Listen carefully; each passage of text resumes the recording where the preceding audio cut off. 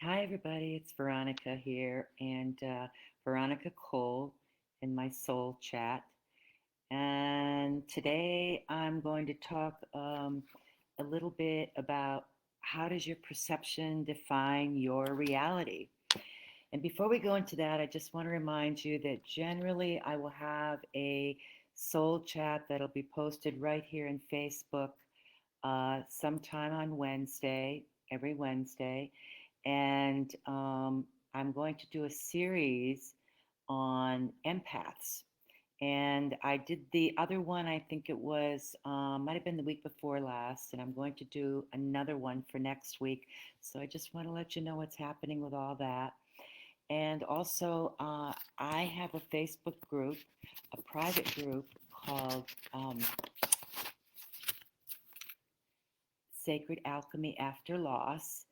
And if you're interested in that, check it out and let me know what you think, okay? Um, my work as a holistic psychotherapist encompasses all types of losses that people may have experienced or are experiencing at the present time. And I give so many different solutions, but also possible supports for people. And you'll know more if you're able to go in and to take a peek at my uh, private Facebook page and see what you think. All right. So today we're going to talk about how does your perception define your reality? And first of all, I think we have to talk about the law of attraction, but not the secret, because the secret was it only provided a small piece of the law of attraction. And the law of attraction has some very valuable tools that can be very helpful, but it's how you interpret them. So the law of attraction, in essence, is really like attracts like. Uh, or you could say where intention goes, energy flows. And that's another way of looking at it too. And that's quite popular because people that really have an understanding or a curiosity about energy work know that very well. So what you put in essence, is what you're going to get out of it. So if you put in a high vibration energy, you will attract this frequency. Now, this isn't, it sounds like it's all magical and all hocus pocus, but it's really not, because we're talking about energy. And we know from quantum physics that energy cannot be destroyed. We know that energy, it just manifests in different ways depending on what energy we're utilizing and how we're utilizing it. But I'm talking about our personal energy. So if you put in a high vibrational energy, you will attract this frequency. So whatever the frequency is, let's say it's you know, one, let's say love has a higher frequency. It does. It has a higher frequency than, let's say, anger and sadness. Although I have to say that because you might be feeling anger, you might be feeling sad, it doesn't mean these feelings are bad. It's just that you need to move through them, okay? Because we don't want to get stuck in any of these places. So, focusing on what's going well for you is what you want to look at with the law of attraction, as opposed to chronically complaining or seeing that the glass is half empty. Do you know those kind of people? Always seeing that the glass is half empty and not able to see anything else other than that. It's sort of like an Eeyore kind of character. But in essence, what you're doing when you're utilizing this type of thinking, it's really visualization. And hopefully, what you desire um, is what you're visualizing, not more of what you don't want, because you already have what you don't want, I think, right? But if you want to go for something new, if you want to create something bigger, if you want to expand your life, then you have to go out of that zone of familiarity and comfortability. Because initially it might seem very uncomfortable to think, well, if I have these feelings, what am I supposed to be doing with them? I can't feel them. No, it's not that you can't feel. It's not that you can't feel anger. It's not that you can't feel sadness. It's not that you can't feel any feeling, but it's just not getting stuck in those places, or not letting the wounded part of yourself or your conditioned self to take hold, because that's oftentimes what happens. And many times we don't realize that this is happening. We just think that these are just our thoughts and we're having them and this is the way it is. But if you're often in a place of lack or discomfort or discontent, you are putting out what you are thinking about, and you're actually calling it to you. You're welcoming it into your life. So if you really do not like the idea of being in this place of discontent all the time or seriously dissatisfied, you know, well, there is something that you can do about it, right? Because we all do this at times. It's not like you just have to be this self-actualized individual and all of a sudden everything is magically taken care of. It's not the way it works. We all have to work at developing consciousness and raising awareness. But when I allow myself to perseverate on let's say behaviors that I don't like that I see in another person, or about myself for a perceived lack, this can lead to a downward spiral. And many times, I can tell you in my years of working as a holistic psychotherapist that when somebody comes to me and they have difficulty sleeping, depression, anxiety, and they're in this place where they just have the doldrums, but then it goes beyond that. It goes beyond like this minor situation, which we can all have at times, because all of our feelings come and go, right? They're not just remaining there all the time. But if you do have this depressive issue going on for any period of time, then chances are you are in that downward spiral. And so, and you're probably not getting any sleep either, because all of these things they seem to be problematic when we're experiencing all of these symptoms, right? So, in that mindset, there is nowhere you can go that you are not, right? It's not like you can go to a different place and all of a sudden all these things will be magically, they will go away, right? And, but this does become your mantra, and it becomes your truth the more that you nurture it, the more that you accept it, the more that you're in that place of, life did this to me. You may be the victim of this, and you may think that there's this constant need to like want to take your life from you, or to do something from you to do something to you that is taking from you. You might see yourself as a victim. You might see that other people are really to blame.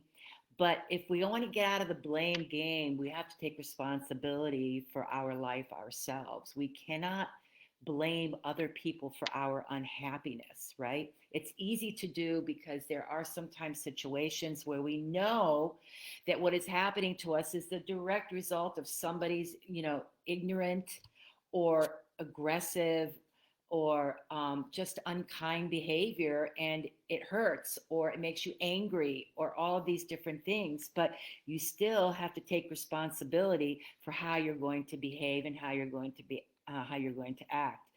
And this becomes, as I said, it becomes your truth. So you have to think of it as creating the perfect recipe for being unhappy, for being dissatisfied, and it becomes your reality. So perceptual change takes a willingness to go inside. And I have a friend who always says that, well, I've got to start cleaning up on aisles 5, 6, and 7, which I find very amusing, but it's really true. I mean, that's part of what you're doing is you're going inside, you're taking a look in there. That's probably a place where you would not think of looking, because oftentimes we will look at the outside about what's going on, or look at somebody else and be pointing the fingers at them. And again, like I said, there may be situations where you may be absolutely true. There's a lot of unhappiness that's created by somebody else, but it is still your responsibility to figure out and to discern how you're going to respond to these injustices, if you want to call it that, right? So you want to be a soul excavator. You want to shed the light on the inside, like I said before. Um, so if you don't like how you're living your life, you can choose to take responsibility and do something about your life. If you know you want to change your perception, then that's part of it. That's part of it. It's like taking that responsibility. And what does that mean? It's like, well, not just sitting around and complaining or wishing, you know, dreaming, daydreaming, all of that. The imagination is very, very important.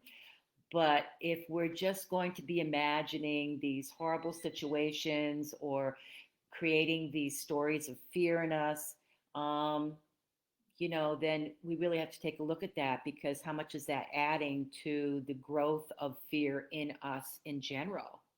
How much of it is robbing us of our joy and our love of our own lives? So we have to really consider all of these things when we're looking at perception, because we are it's our perception that we have to take a look at. It doesn't really matter what somebody else's perception is. So you want to start by imagining, and you imagining how you want your life to be in the present, in the now, like Eckhart Tolle says, right? It's like you want to be in the now. And being in the now is very different from being in the past and then from being in the future. Because when you're in the past is gone. When you're in the future is something that hasn't happened yet. And even though you're focusing in the now and seeing your life the way you would like it to be in the now, you're really utilizing a creative visualization technique to really take it sensorily, the way you see, smell it, the visual, yes, and hear it, and the touch, the importance of touch, even taste. So, how does your life look like in the now? Very important, because that's what you really want to focus on. Because, first of all, the only thing that we really do have is the now. That's it. We don't have what just passed, and what's to come has not come yet. But to create the now and to focus in on the now will help us to get a better mindset. So, you can use your energy to create chaos, to create lack, and to create unhappiness, definitely. But I remember somebody saying to me years and years ago, you can use this energy to create all the good stuff in your life that you want too. And I had never thought about it, that it really takes the same amount of energy to create, because you're creating something by when you're creating that, the chaos and the lack and the unhappiness. That's a creation that's coming from you. It's a mindset, right? But you can put that same energy into creating abundance and clarity and joy. Definitely, all those things are very possible, but you just have to really start it and know that it's possible. So, if it takes just as much energy to be negative and chronically dissatisfied as it does to create a life of satisfaction and of joy, then decide you want the joy. Decide you want the possibilities. You want to be a possibility thinker. And you are the master of your destiny. Fate, we don't really have control over, but your destiny, you do. So this might be something for you to really think about. And you and only you could make this decision to set attainable goals. I know somebody that wanted to, one of my clients, he was really into sports. And he used to be a heavy duty bicyclist, and he did a lot of very intensive 20-mile runs, and he would just feel like this was heaven for him. And he hadn't exercised in quite some time and decided that he was going to then start to do an exercise program. So, what he did, like he had done a few other times before, so I was noticing the pattern because that's another thing to do is notice your behavior. So, I was noticing the pattern, and what he decided that he was going to do was he was going to do this very intensive physical workout every single day. And he was going to do it for a certain number of repetitions. So that would run into some time. And he hadn't worked out in, I believe it was a few months. So he was not quite in shape. And so when he started to do it, of course, there were issues with it because it was difficult to do. He wasn't able to do as many. He did it the second day and found that he could do more. But he didn't want to do the whole set that he had lined up. And then the third day, he just decided to do a couple of things. And then, well, you can see where this is going. I think by the seventh day, it was like a no go anymore. And what happened is his conditioned self, who hadn't worked out with him in a while and didn't want to change anything, didn't want to rock the boat because this is our wounded child, right?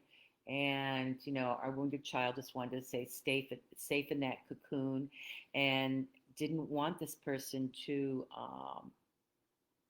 to do this. And they pushed back, and they pushed back the conditioned self by saying things like, this is ridiculous, because we got into what some of the inner voices were saying. This is ridiculous. Oh, I couldn't do it. It was just too much. And then just kind of forgetting about it. So the point is behind setting goals is to know how to set goals. And there really is a specific way to set goals. And there is a way that you can prepare for possible resistance, because normally when you start something new, there is going to be pushback.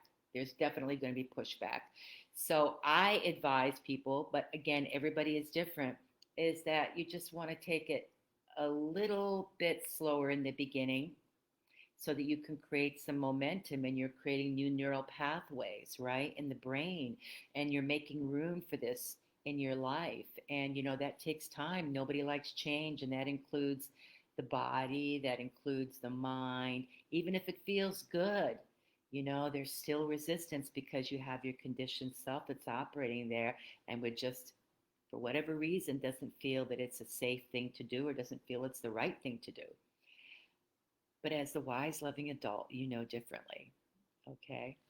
So there is one thing that I would recommend is a book called Creative Visualization, um, by Shakti Gawain, and she has since passed on. But it was one of the first books that I read of hers from many years ago when I first started doing um, creative visualization, and I had learned about it. I now call it guided imagery, but I had learned about it when I was studying my psychoanalytic work and at the institute, and I was learning how to create these scenarios for people who were dealing with cancer, and I had treated a lot of terminal cancer patients. And there were certain things that they recommended to do that would help, and it would sink into the unconscious, because that's where the change occurs. The unconscious, we can never be fully realized and know everything that's in there, but because you may know this until the day you die, there's always going to be something you're going to be discovering about yourself if you're working on yourself, right? And but it's a wonderful technique, and it's something that I would highly recommend looking into.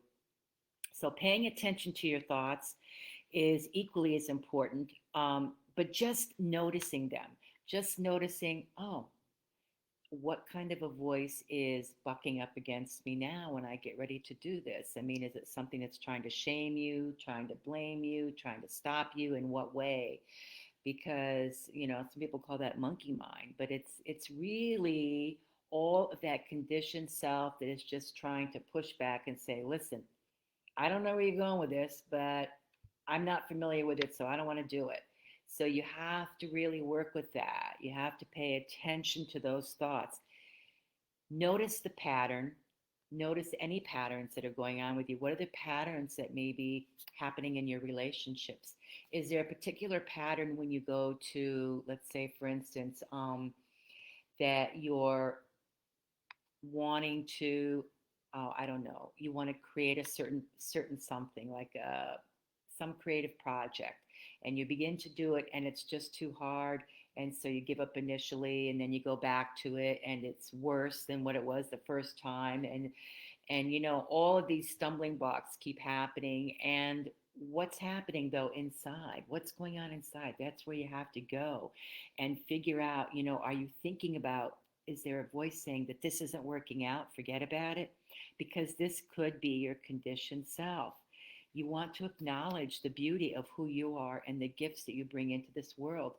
This takes work, this takes commitment. And if you have an illness, you can't afford to abandon yourself. So I am in my own recovery. I have been in recovery for 3 years from a situation that happened to me in Germany. And I had to go from a place where I could not walk, I could not feed myself, all these daily living skills. And I had to learn all this again. I had to learn how to work on a computer, I had to learn how to work my phone. And I, I had to build new neural pathways. And, I did this utilizing PT, utilizing yoga, because in yoga I used specific mudras, which I discovered that my PT was using as well. And I was so shocked by this because I discovered that, you know, these mudras were actually creating an energy and working on new neural pathways. And so, what it was doing when I was doing this one particular mudra, it was, you know, helping the right and the brain, right and left side of the brain to work together. And so, anyway, I realized that this was a major critical thing for me, and I was a certified Kundalini yoga instructor. So, I couldn't do everything, and I still can't do everything that I was trained to do and that I can do. But I'm utilizing a lot of it. I'm utilizing a lot of techniques now and a lot of the kriyas, which are, a combination of asanas developed and devoted to a certain part of the body. So again, it takes work, but you don't want to abandon yourself. You don't want to do that. And I just always had blinders on. I just never thought about, I'm never going to walk again. That was never an option. I never thought about, oh, I'm never going to be able to feed myself again. That was not an option. I just had this mindset that everything I was doing, I was in the moment. I was really, truly in the moment. Didn't go much, I really didn't go into the past. And I think if anything, I looked forward to the next moment that I was having and that I was experiencing about a lot of the work that I was going through. And I still have a problem because I don't have a lot of the core strength, and there is a problem with, me being able to still have all of the quadricep strength as well too. So everything is still being worked on. I'm in a process, but you know what? I'm not giving up. You can't give up either. And your perception is your reality, right? So reality and thoughts are constantly changing. And it is what you consistently think of and nurture is what constitutes your reality and your perceptions as well. So that's why I say notice things about yourself, notice your behaviors, notice other people's behaviors. So all you have to do in the beginning is just be an observer, just observe. So we all have off days.